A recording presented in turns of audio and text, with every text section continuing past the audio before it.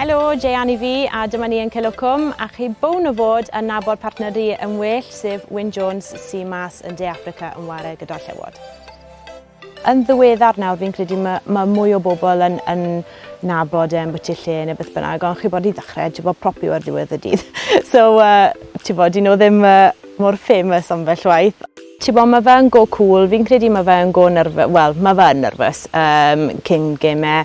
Gemau mawr mae fe obviously yn fwy nerfus, ond na, byddwn ni ddim yn gweud lot o rituals gyda fe. Pryd ni gytre, mae rhaid ni gael spag bol neu rhywbeth fel ni yn noson cyn ni, a mae fe'n lyco, mae fe lyco gael rice pudding neu rhywbeth fel ni y bore'r gem.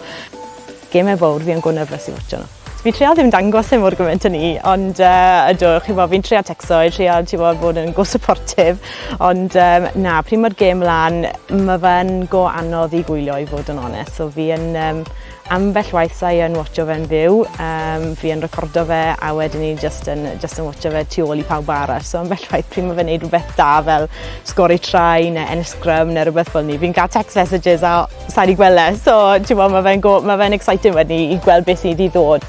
Oedd ni yn ysgol Pantycelyn yn Llandyfri, ath Wyn I Capel Cymfab yn Cyngordi I ddechrau, a o'n ni yn ysgol Rhys Pritchard yn Llandyfri, ath y ddoi ni Pantycelyn, so fi wedi nabod spel really cyn I ni fod gyda'n gilydd, a wedyn ni ath y ddoi ni offi I university, a wedyn ni deithon ni nôl a trwy ddo WFC a pethau fel ni really.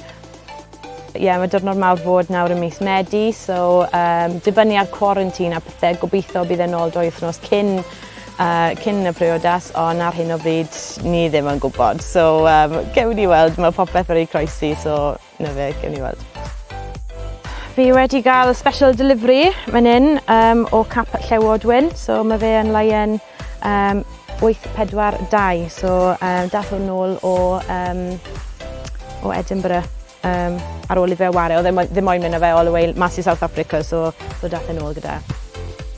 Pob lwc I Llewod yn ware De Affrica fory mas yn South Africa.